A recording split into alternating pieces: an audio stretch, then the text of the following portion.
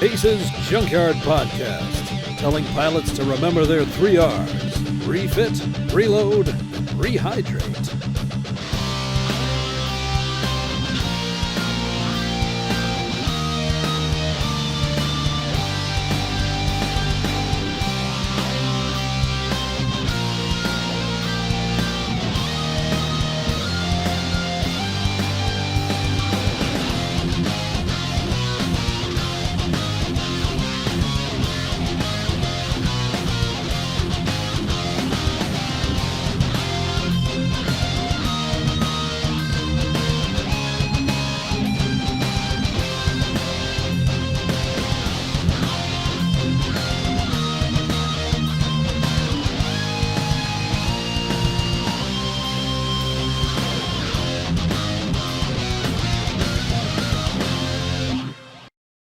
Hello and welcome everybody to the Armored Combat Escalation Service Podcast, episode 38, your number one voted MWO and Battletech podcast. Today is Thursday, April 14th, 2016. I'm your host, Brandon, also known as Cattra, Kell, and with you today is Tierkron. How's it going, buddy? Pretty good. It's been a little while. Yeah. So, let's hop right into things here. Of course, a couple weeks ago, we had the town hall, and I'm not sure if it was just me, but were you a little bit disappointed with the information which was given there? I found it a little lackluster compared to the previous ones. Yeah, it was kind of dull, and it seemed that Russ really didn't talk so much about what's upcoming as talk around it. He gave a lot of details about seemingly extraneous items, and didn't really focus himself, which he has a tendency to do at times. And occasionally both Bombadil and Phil will get him back on track, and this time they really didn't. However, I do have to say, compared to the previous town hall where everyone was drinking somewhat, they got a bit too silly in the one prior to this last one, so they need to find a happy medium between the two. One where they can have fun and basically talk freely without dragging things on and making people bored out of their skulls, while also conveying useful information.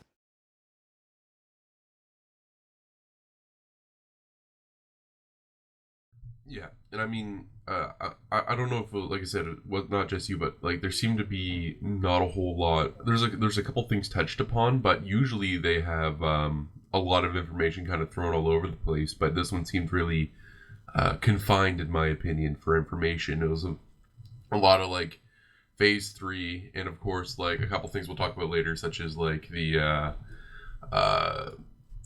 Dragonfly and like some of that stuff. Like, it wasn't like some of the other ones where it was all over the place with information and other things here and there. And I mean, of course, one of the biggest things that came out of it, I think they said they pushed back the decal system again To June, yes. Yeah, but at least we got another date now, I guess. At least we got a date other than soon.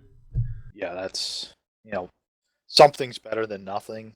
As I've stated in previous podcasts, I prefer when they tell us, "Hey, yeah, we know we promised this for this patch.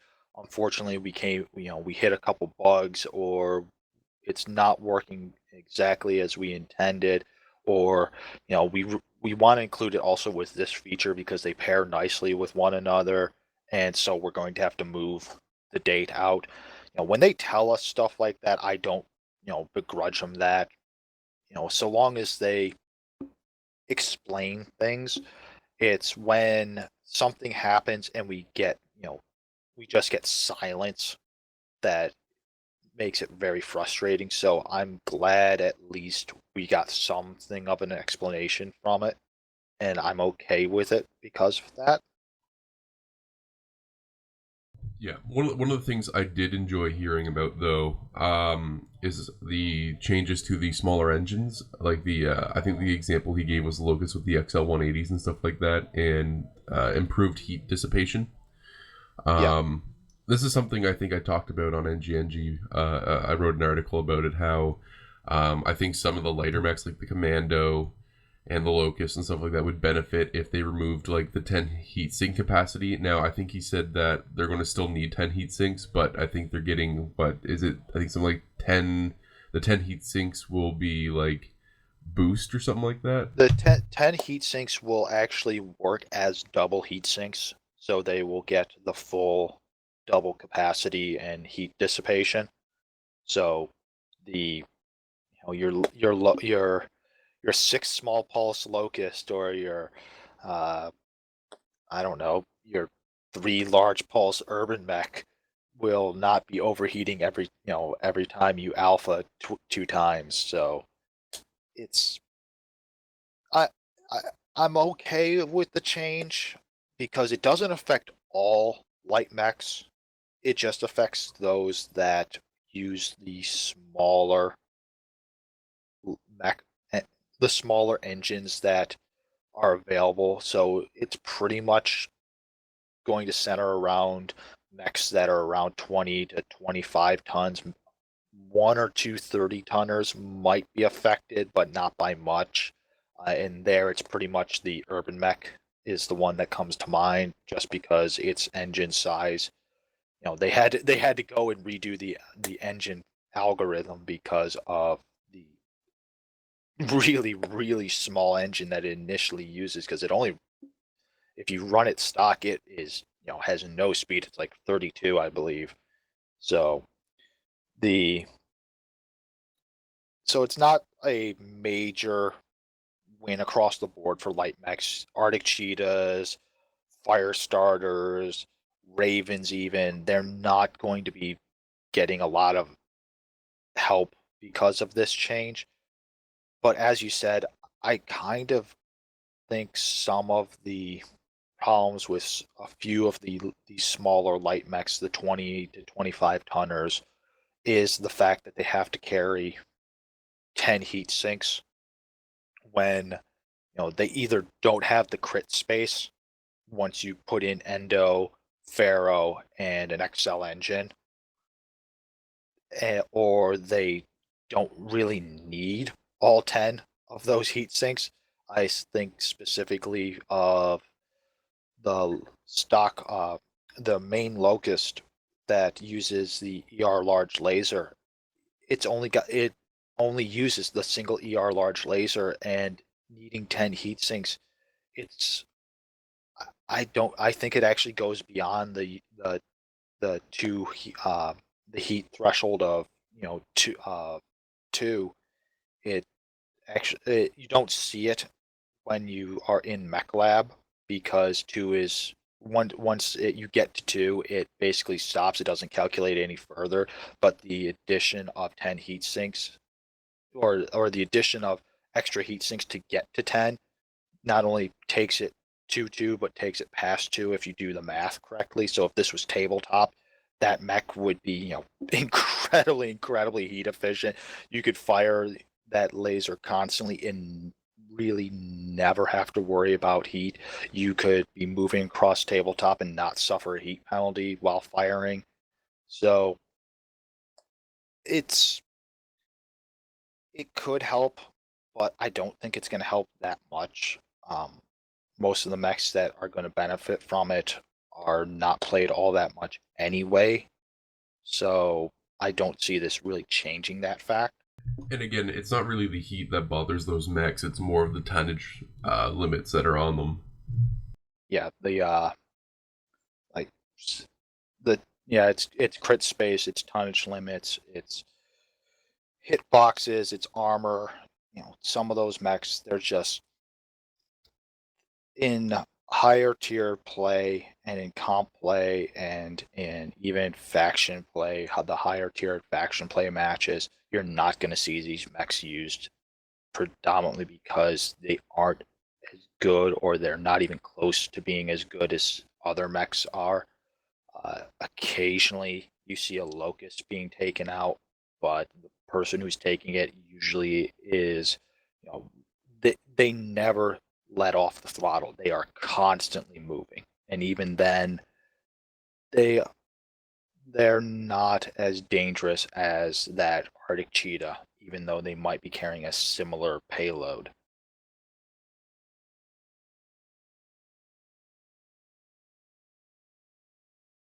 And also, you're getting changes to the PPC and ERPPC. The heat's being lowered as well. It's something that they mentioned.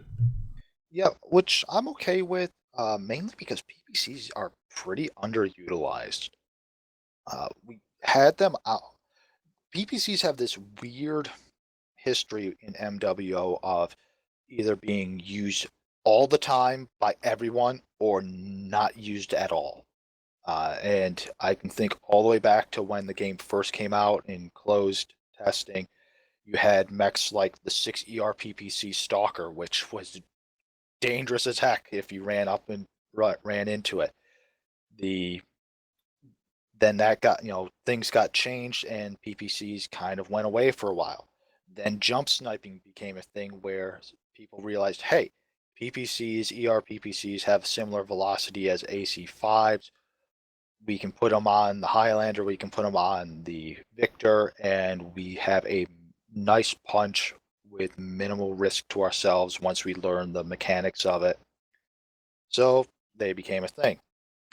Also, they paired nicely with Gauss rifles for a while until Gauss rifles got changed to have a charge mechanic, which I am of the opinion that PPC should have gotten the charge mechanic, not the Gauss rifle, but that's neither here nor there. But after jump sniping kind of got the hatchet, PPCs went away again. Then they came back when clan mechs really popped into the fray because you had the direwolf come out and suddenly, hey, two PPCs and two Gauss rifles. That was a nasty punch, and could put most mechs down with 2 to 3 volleys at worst. So PPCs, they come and go. Uh, Currently, they're kind of on the outs with the way they're used. Part of it is heat, part of it is velocity. I think another aspect of it is sometimes hit registration with them. I still have issues where I know my targeting reticle flashes indicating I have a hit with my PPCs, and I look at the paper doll and there's little to no damage registered. So I don't know if it's a issue with the server feedback or if it's an issue with PPCs in general, but not I know a number of other people have mentioned having issues with them from time to time. So hopefully with this patch we'll see maybe that get tweaked and that will no longer be an issue and it'll just be a hidden change that doesn't bear mentioning. But if it doesn't get changed, I think a number of people are gonna finally speak up and say, hey, PGI, we've been saying this for a while that there seems to be a slight hit registration issue with PPCs. You really need to look into this.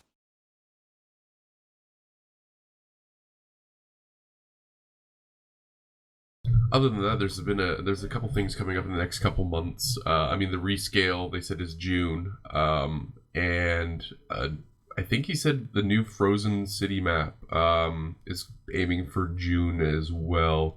And of course, like I said earlier, we got decals coming in June, so a lot of stuff is coming in June to look forward to.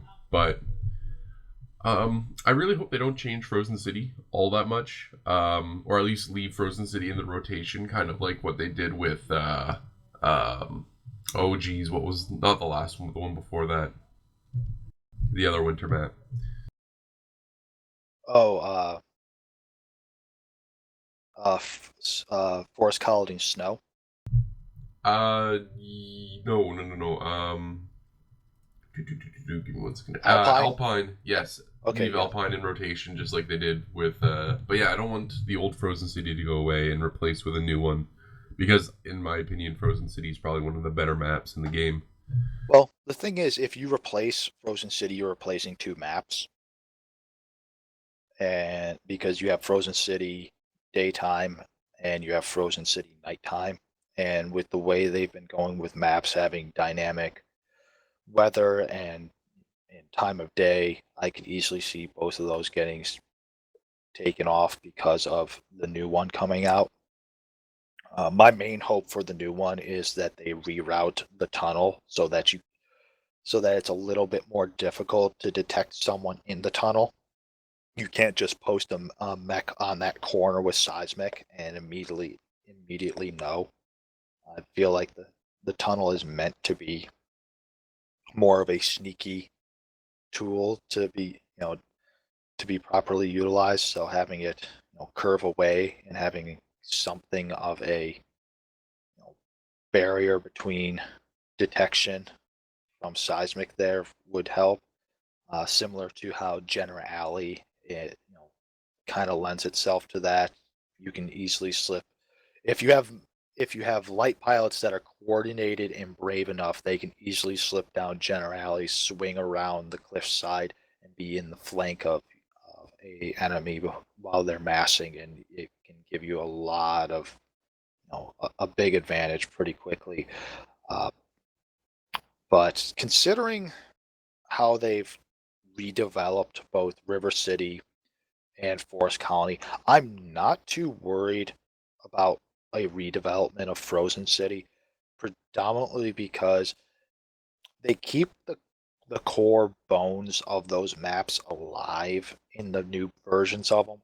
And most people end up fighting in the same places anyway on those maps, even after they've been expanded, which is fun, which is quite funny. Uh, so we'll just have to wait and see, I guess.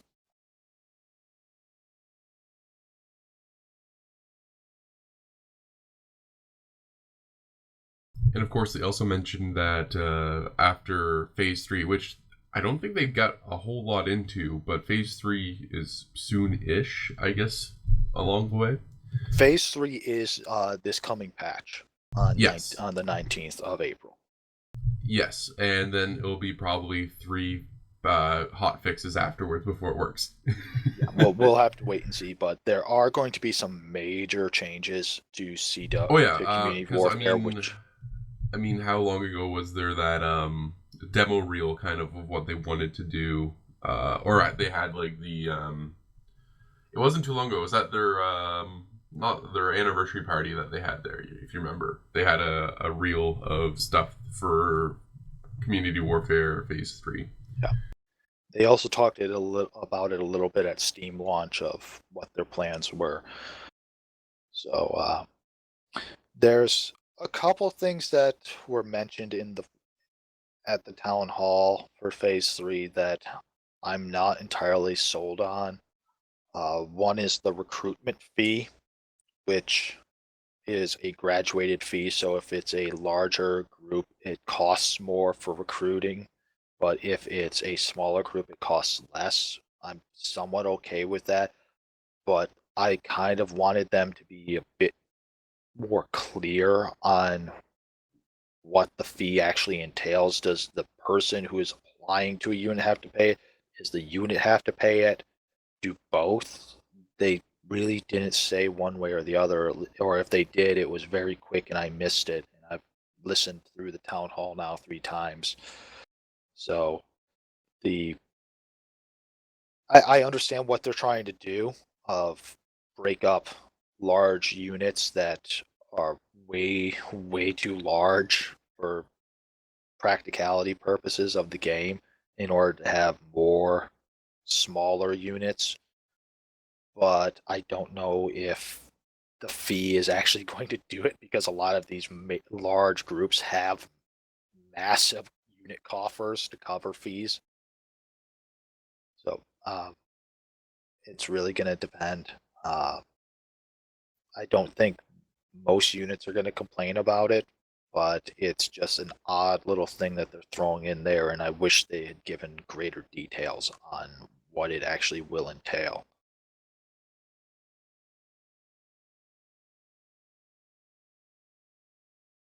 And of course, after Phase 3, so after this next patch, aside from probably a couple people staying back to work on hot fixes if needed, They said that Solaris, as well as the new skill tree, are up on the list for things to get done. Which Yeah. is really exciting because we didn't need both, but Solaris has been something people have been asking for because I think they talked about having ranked 1v1 and 8v8 matches, as well as the new skill tree is something we were desperately in need of, though. Yeah, I kind of want the skill tree before Solaris, predominantly because I don't see Solaris as a big of a thing as many people in the community do, predominantly because the way fights are handled in matches as they are now are pretty much Solaris style fights. They're not really campaign style fights that you would have even, in at least in tabletop, because there's no cost to losing or to having builds that are only good for a single engagement. Uh, this is one of the reasons why you see so many builds in this game that they're either heavy on ammunition because they're all autocannons or all Gauss rifles, and they're incredibly or they're all LRMs and they're incredibly ammo dependent, or they're all laser vomit. And in tabletop, you can do that, but there's a penalty for it after the battle because you have to pay to resupply all of your ammunition. You have to pay for cooling for to resupply your coolant because your mech's probably gone through all of it by that point. What is there is probably you could still use, but isn't going to be as efficient. So getting new coolant's going to help. You're going to have to do maintenance. And in MWO, there isn't any of that, so it actually lends itself much more to a Solaris style thinking of play in terms of what BattleTech actually is, instead of a campaign style, uh, which if you look at the single player Mech Warriors, they were much more like BattleTech in regards to campaigning, that there were penalties that you had to pay, you know, C bills to rearm and to repair and to reload, to get ammunition, to buy things. Even in Mech Warrior 2, it could cost you a little bit when you were playing as clans because I believe it was like honor points. You lost honor for how much damage you took. So it's I don't see Solaris really being all that different thing other than okay, instead of being 12v12 on these maps, we're now going to be 4v4 and 8v8 and 2v2 and 1v1, which people can already do by themselves with private lobbies. So other than saying, hey, yeah, now you can go and bet some of your in-game C bills on who's going to win a match. There, there's really not all that much of a distinguishing feature. So I'm kind Well, of unless they have like prizes for the top X amount of people, because it is going to be ranked, right? yeah, It's and you're going to have people be able to I assume have somewhere like a live or once a day updating list of the like top X amount of people. yeah. It's it just goes back to uh, me as a BattleTech nerd. I know why Solaris is held differently than the actual fighting in the BattleTech universe. Why a MechWare on Solaris, they may be very very good, but once they get actually put on the real battlefield, sometimes they turn out to be just average. The builds, the customized builds they have, are sometimes not as effective. But in MWO, with the way things are currently, there's really nothing distinguishing between the two. So you're going to see the same type of builds, you're going to see the same type of gameplay. Solaris is supposed to be different in terms of builds and in terms of tactics and strategy. And that's one of the things that really distinguishes Solaris within the Battletech universe.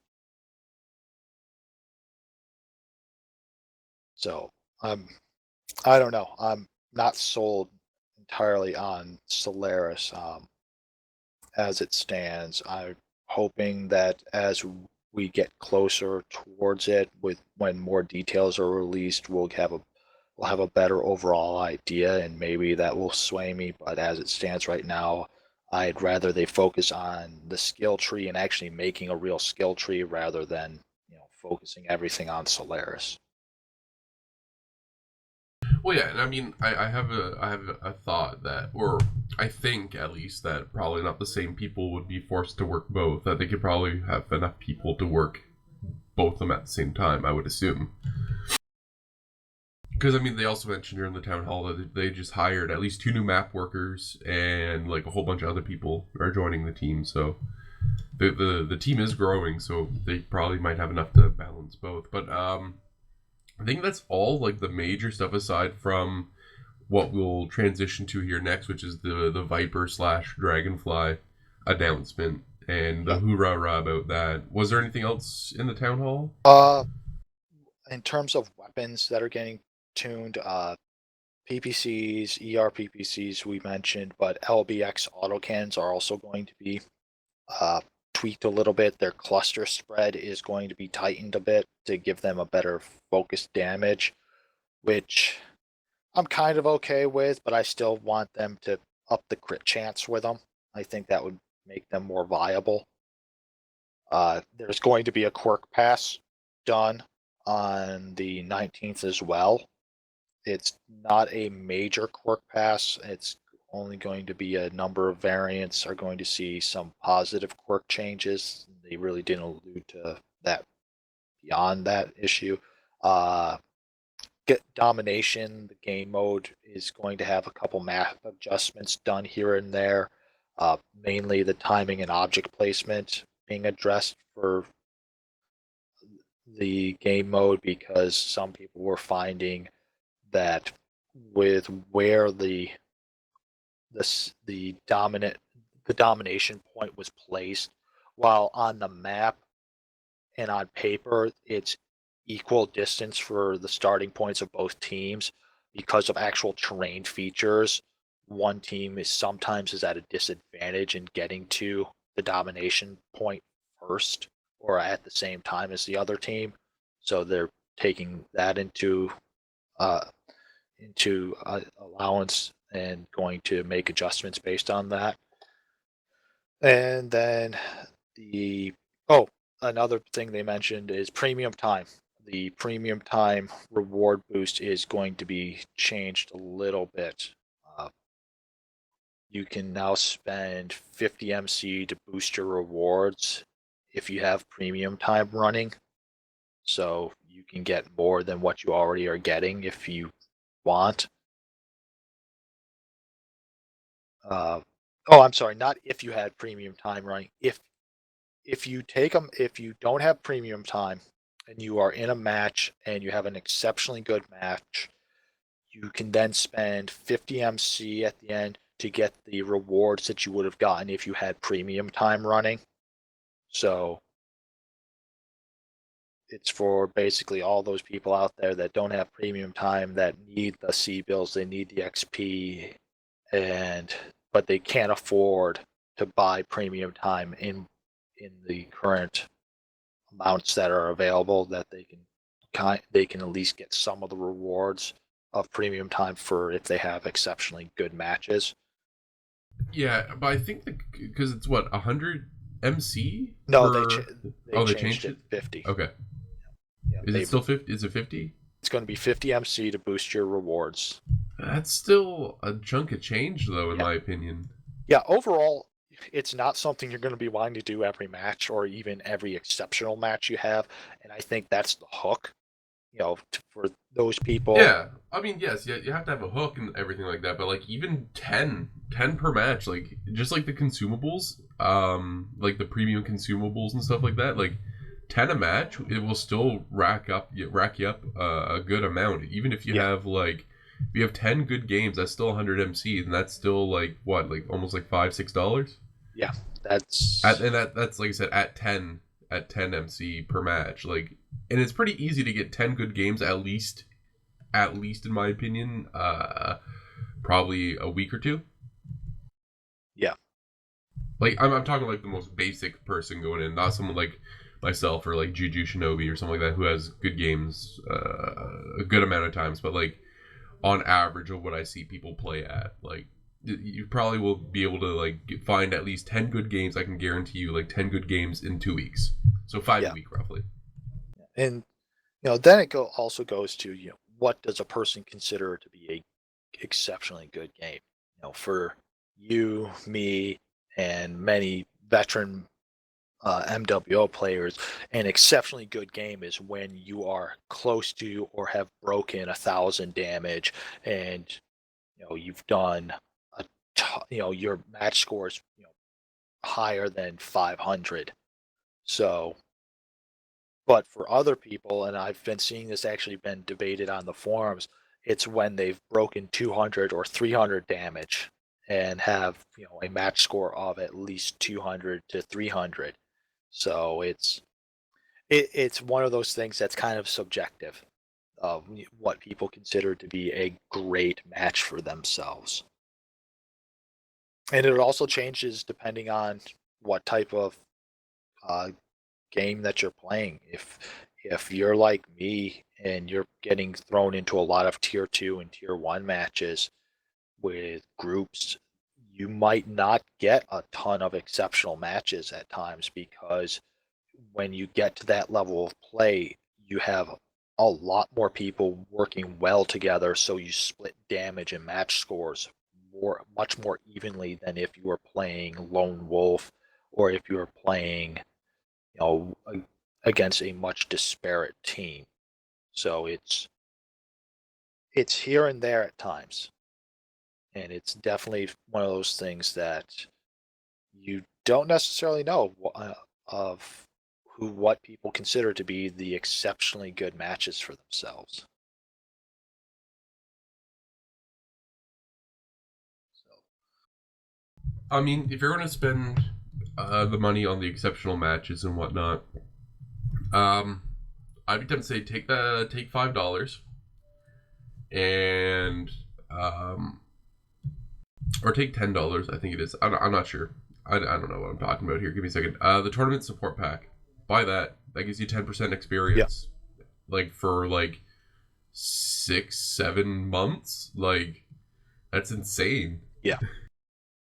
I kind of talking about the tournament support pack. I kind of had wanted them not only to the XP boost there is nice, but I kind of would have been happier if it had been a C-bill boost. Yes, but then it would completely negate buying, or some people buying premium time, right? So no, not really. Well, because if it's from the way this talks, it stacks on premium time. So yes, it would stack. Yes, that's true. So, and players always need C-bills.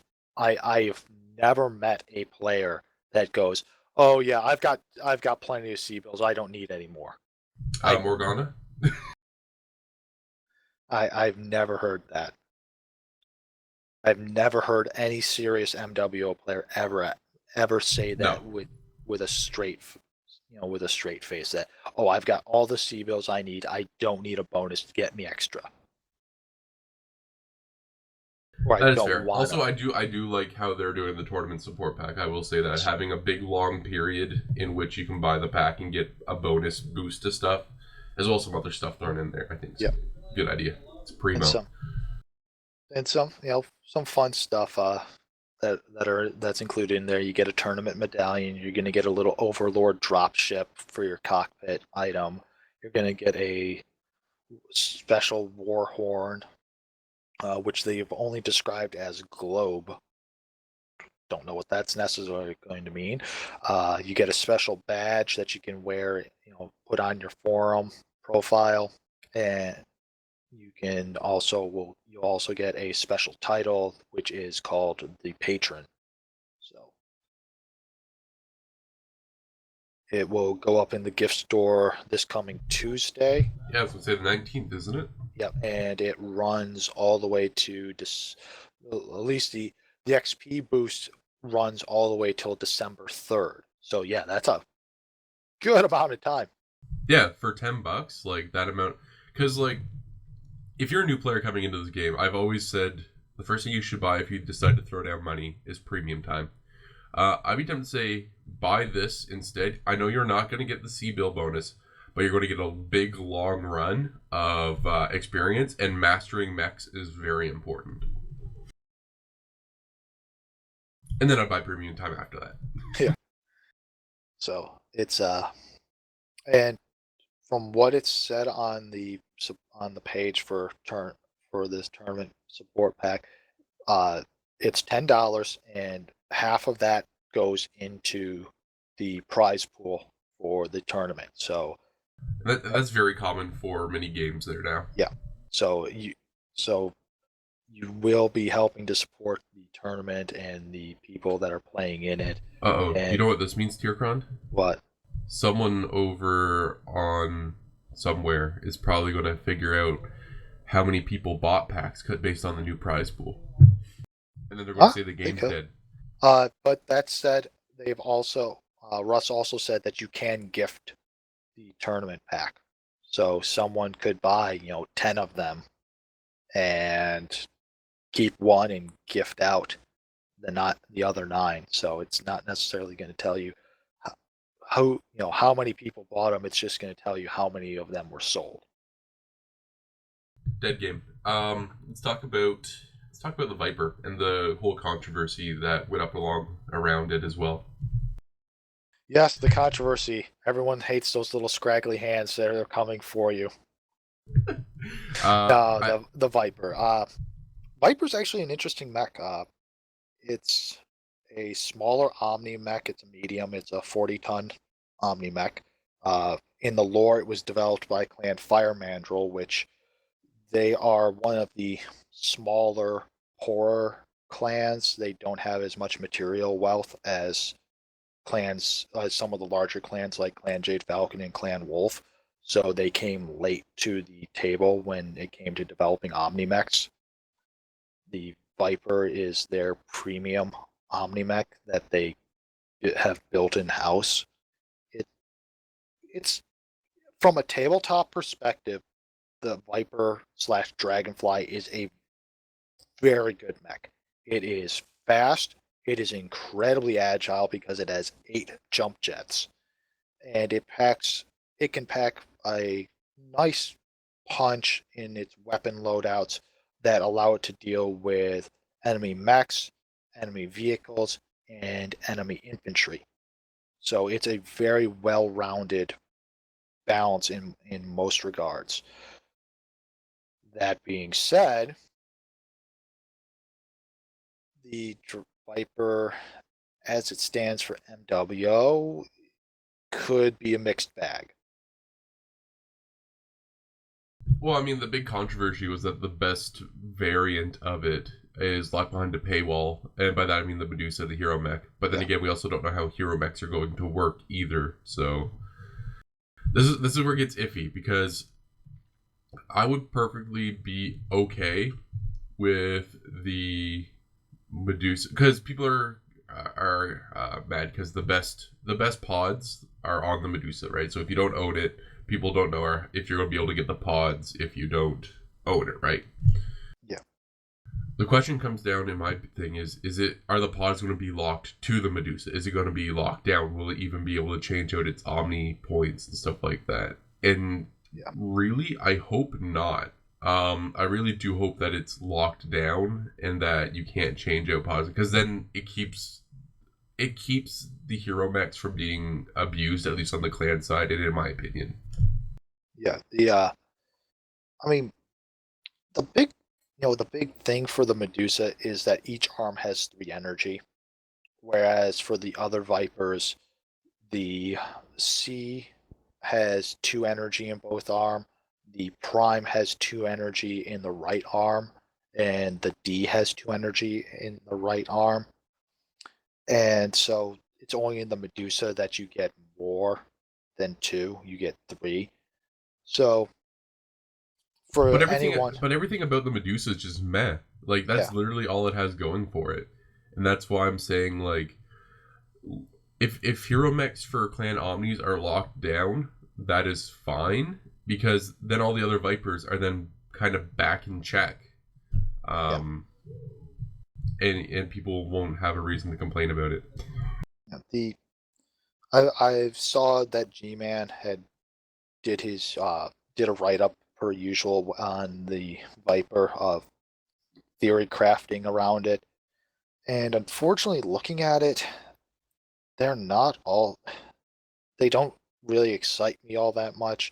One is, I think he said 11 ER smalls, which, yeah, that's a devastating knife fighter, but it's only got like, I think 13 double heat sinks, which even Yeah, for a clan mech, that's running pretty hot. You're going to get maybe 2 alphas off, and then you're going to need a back out, or else you're going to be slapping that override. And I cannot tell you how many times I see people blow themselves up because they override the shutdown in order to get that third or fourth alpha off. So it's not going to be one of those things where you're just going to go in and wreck face with it. You might need to play pretty smart in utilizing it. And then the other builds that he suggested, they're really not all that special. well, no, I mean, Yeah, you're better off waiting for, at least this is my opinion once again. You're better off waiting just for the Nova rescale. yeah. Uh, Pretty much everything the Viper can do, the Nova can do. Plus, you And if get 10 extra tons. yeah, and if the speed issue is something that really is killing you because the Nova is slower, uh, the Shadow Cat is probably your better bet. Yeah, it's not going to pack as much firepower, but if your play style is to run and gun, the Shadow Cat's probably going to be the better choice for you anyway because the Viper's main focus is on speed and agility. And in tabletop, it is very dangerous because of that. In MWO, where you've got mechs like the Arctic Cheetah, which are only like 10 tons less, the Arctic Cheetah pretty much is going to go face to face with the Viper. And I, I'll come out and say, I would say 8 times out of 10, the Arctic Cheetah is going to win. Uh, Having that ECM there, being a bit more compact, I'm thinking in terms of the model, just because the Viper is a chicken walker, so it's got a slightly larger leg.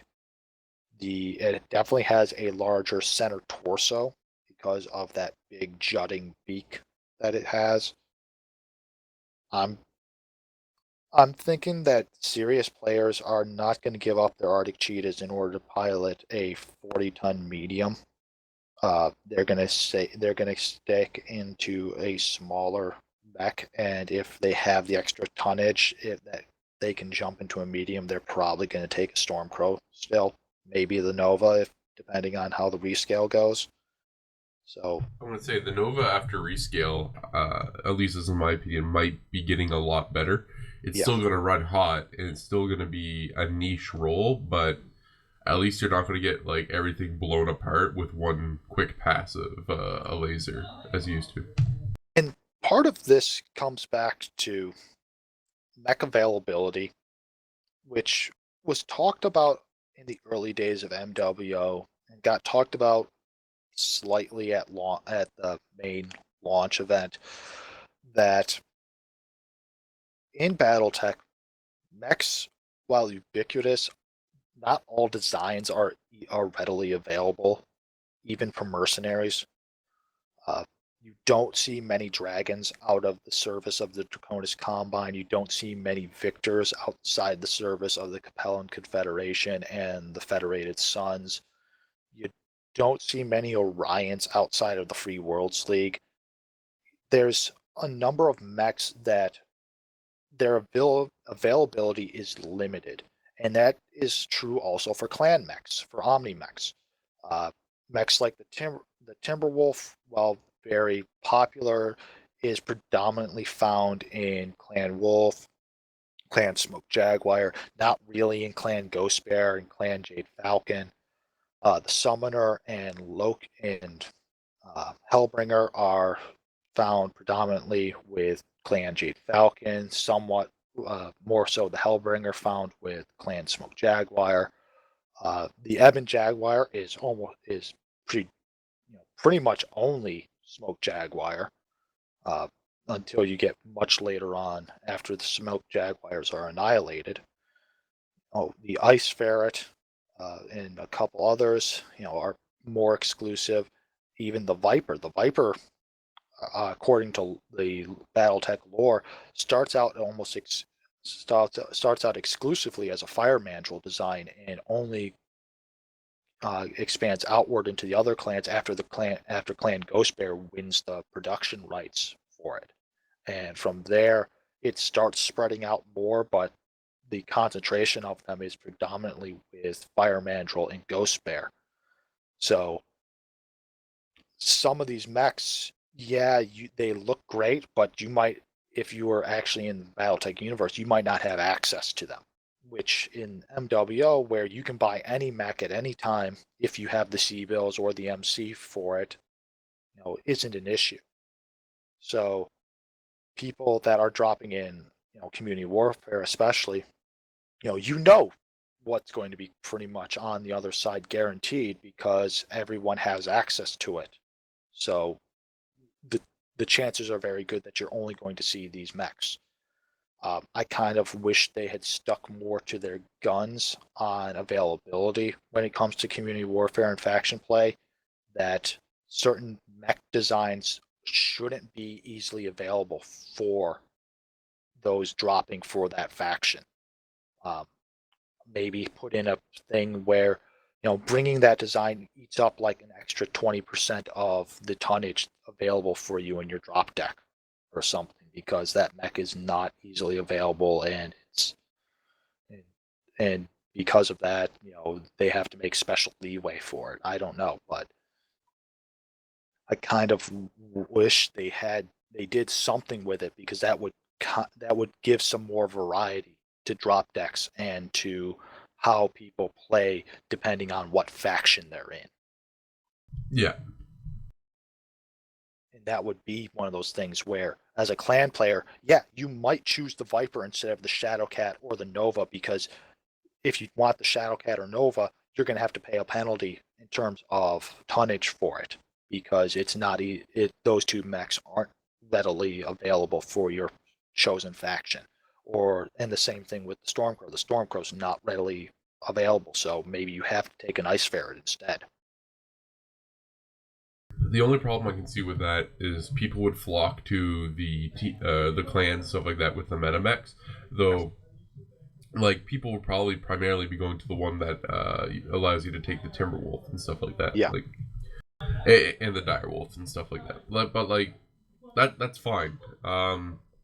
I do like that idea, though. That is a good idea brought up. Like, having some sort of penalty for running mechs that are usually not in your, like, current faction you're signed up for. Preferably probably in drop weight. You'd be right, yeah. And some people say, well, you can just be a mercenary, and that's not going to affect you because you're not technically not with any faction. Well, depending on what faction you go to, you're going to have a diverse, amount of mechs in your mech base, because guess what? You might still have to pay the penalty, or have just an overall penalty for mercenaries as a whole instead of faction loyalists. That mercenaries, because they are their own unit, they're not tied into the logistical structuring of the faction that they've signed a contract with. They have to take a penalty. They don't, instead of having 240 tons to drop with, they only have 220, or maybe a little less, depending. They can tweak it and go with it as needed. But that would be one of those things for people to think about. Like, okay, do I want to be a mercenary? Yeah, I can do this, this, this, this, and this, and it gets me these bonuses. But I also have to contend with the fact that I have to deal with this and this and this, which are penalties. And that's something that PGI seems to be a little hesitant to do. Everyone wants to get rewarded, but no one wants to pay the price that it takes to get rewarded. Which, if you read BattleTech, if you know anything about mercenaries in BattleTech, outside of the premier units like the Kell Hounds, like the Wolf's Dragoons, like the Iridani Light Horse, those are the creme de la creme of mercenaries, and for some of them, like the Kell Hounds, they're close to being a house unit. They are very close. They're always on that line where they could technically almost go and turn into a house unit. But for most mercenaries, for them, it's always a boom and bust cycle. They are constantly worried about where their next payday is coming from, where they're going to get parts and repair tools and mech and hangar bay time, where they're going to get personnel. It's not an easy thing for them. How they're going to get to their next contract, because some mercenaries don't own their own dropships, and those that own their own dropships, they don't have a standard contract with jump ships, because jump ships are less available. So they have to figure out, how do I get from point A to point B if I want to take this contract? Is it worth it for me to take this contract, or am I going to spend most of my profit on the fact that I have to get to where the contract specifies? So there's things that are logistics and support and all of that in tabletop and in other mechware games were factored in.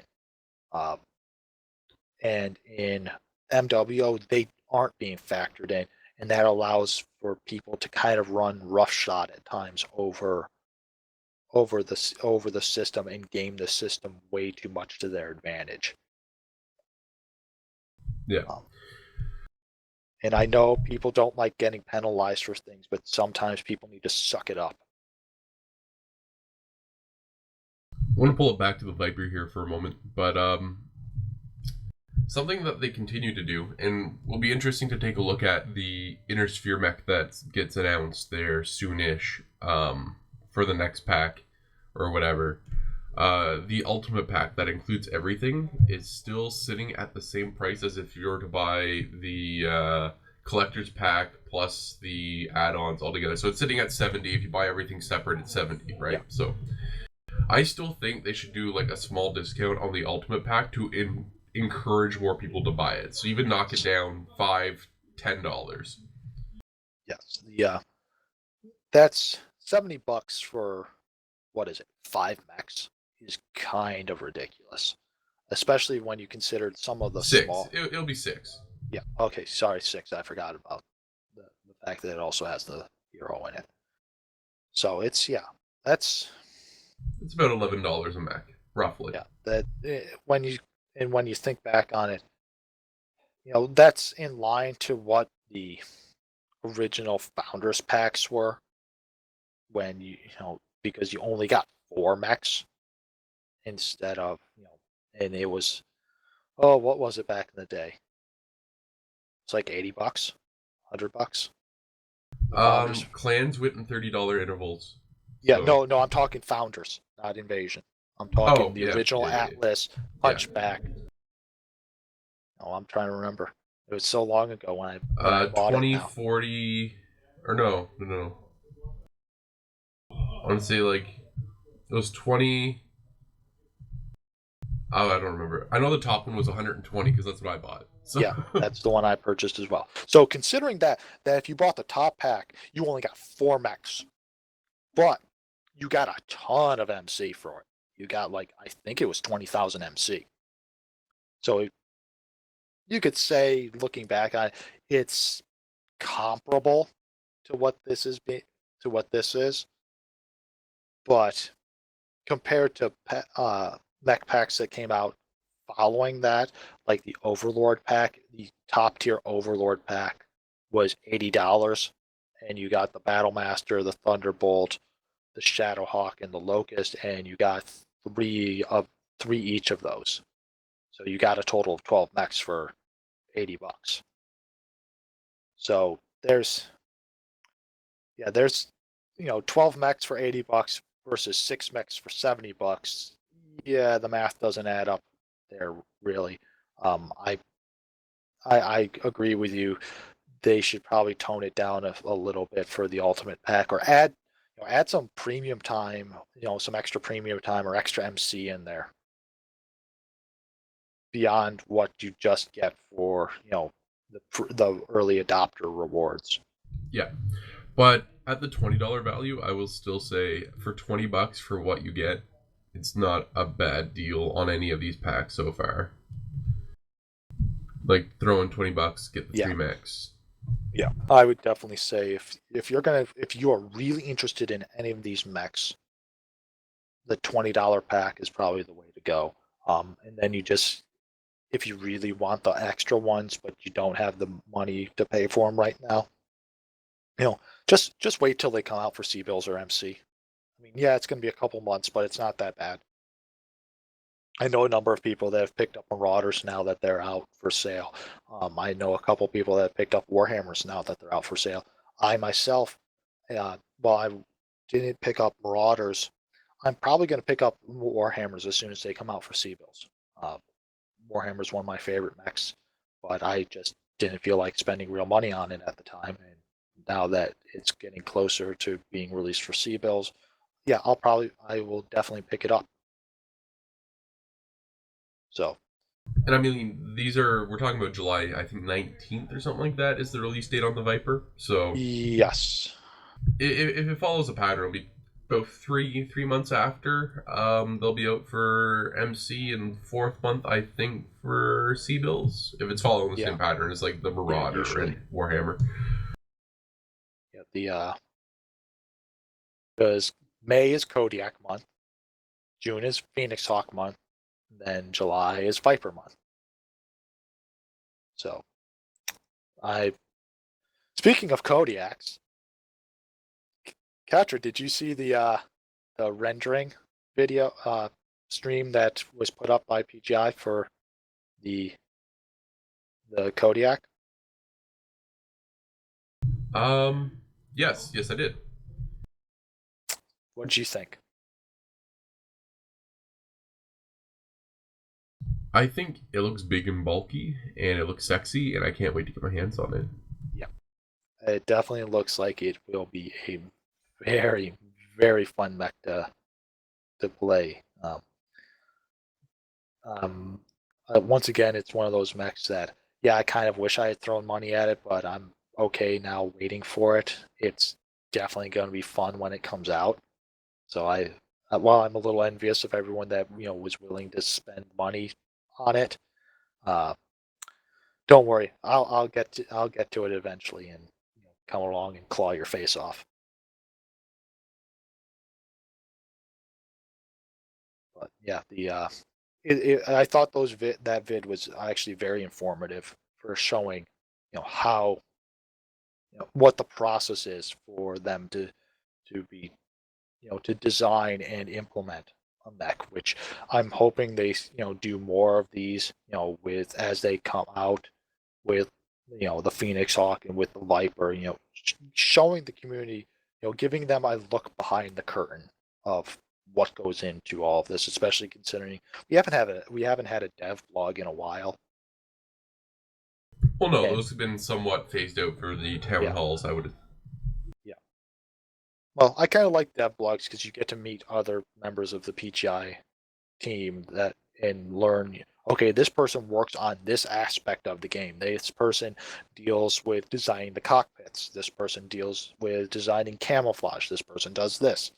It's interesting to at least to me, to find out, what the different jobs are and how people approach them. what their inspiration is. When they were talking about the differences between designing a clan cockpit versus an inner sphere cockpit, I thought that was very interesting of what their design cues were for them. So, and when they were, when they were working on the Kodiak, some of that was expressed, not as much, I think, but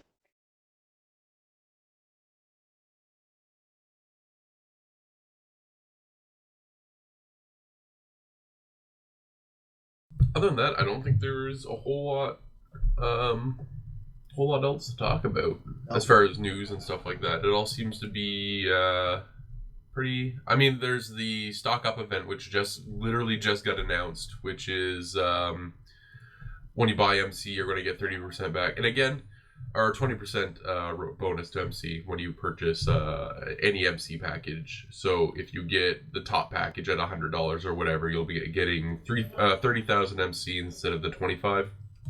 Yep. And that said, there's still not a whole lot, at least in my opinion. I'm going to go on a small little rant here. Not a whole lot for someone to purchase, in my opinion, with MC at the moment in the store, aside from maybe older hero mechs and stuff like that. And even then, it's kind of like, I guess you could buy premium time, with it, I suppose. Well, there at the same time, the bonus MC is not the only thing coming out with this stock up to Phase 3 event. There is going to be double XP from the 15th through to the 19th. So all those mechs that you've been trying to level up, going to get a little bit easier. Instead of 100 XP, you get 200 XP. And if it's a champion mech, then you get an additional bonus of XP, and if you're running premium time, you get another boost of bonus XP. There's also going to be double XP conversion, which this comes out occasionally, where you can convert extra XP to GXP, which is helpful for unlocking modules or for applying to other mechs that you don't want to spend the time actually leveling up. Then there's a reward table that is going to go into the amount of XP that you convert over to GXP. If you convert 5,000 XP over to GXP, you're going to get a cup of large laser pop standing item and one C-Bell consumable pack. And it goes on from there, where you can then start earning other cockpit items and C-Bell and consumable packs to C-Bell bundle rewards to other things. I think the top one is a 1.1 million $1.1 million C-Bell bundle, an ice bucket with a bottle of champagne, cockpit item, and a free mech bay. Which, for those people that have MC sitting around and tons of XP that they want to convert over, that's something that they'll be interested in. For other people, probably not a big thing.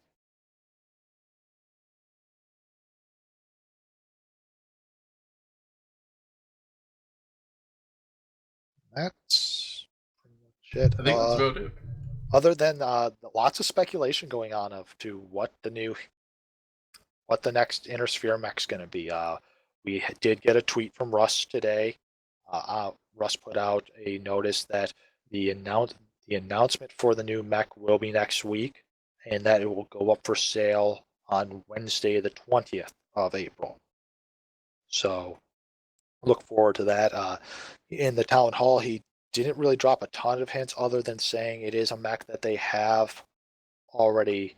They already have the concept art for, and they've had it for a while. So that's a number of people thought it was, first started saying in chat during the town hall that it was the flea, and he kind of put a paid on that idea and said, no, it's not the flea. They're still having issues with the flea's overall speed and having it not, bug out completely because of server issues. So, a couple people have been speculating on the forums as to what this mech might be. One of the big contenders is the Bushwhacker, a couple people think it could be the longbow. I'm going to say Cyclops. Yeah, some people are saying the Cyclops, some are saying the Charger. Um, Personally, I'm thinking it's either going to be the Bushwhacker or the Cyclops. Mainly because we know the Charger and the Cyclops were put up to a community vote alongside the Zeus to determine which assault would be made, and the Cyclops came very close. So I'm pretty I'm pretty confident in saying that the Cyclops has concept art done for it. So there's a very good chance that it could be the one that's going to be released. That said, the Bushwhacker has been mentioned on and off again by Russ in the past, so it could very well be the one that comes out and is the next mech. Uh, that one would be very interesting because there's not a lot of variants for it in canon, and two of the variants in canon are way outside the timeline for what MWO is. And when I say way outside the timeline, I'm talking they use technology that isn't even close to 10 years to what is currently available. So it's outside of what Russ was talking about when he was describing where they're comfortable with the technology timeline right now. So Bushwhacker could be a very interesting, set of variants if it is indeed the one going to be released. But my money is on the Cyclops. Yeah, and again, I have a theory, almost like yours, is that they have concept for it, and it probably got shelved, and so it's probably something they could easily just pull back off the shelf and get done. That said, I'm trying to remember. At the time, did they have a poll when they were talking about the Grasshopper and Black Knight? I can't remember exactly. In my attempts to search the forums of MWO are not the greatest. I kind of have to say to Russ, I think you need to go to your web design team and have them, tweak a couple things because your website's getting a little bit difficult to manage and to navigate at times. But I can't remember if there was anything else offered on, if there was a vote, and if there was, what else was being offered at the time. I don't recall right off as well either. But I can't see it being a heavy because there are a ton of Inner Sphere heavies out right now. Well, and I was about to say we just got like 3 heavies in a row for the Inner Sphere. Yeah, so I'm pretty confident in saying that it's not going to be a heavy. Good chance it could be a medium. Good chance it could be assault. Could even be a light. But then again, I don't know what light they would bring out. Gotta be funny to see the javelins show up, but I don't think that's really on anyone's mind. So I'm gonna stick with betting on the Cyclops.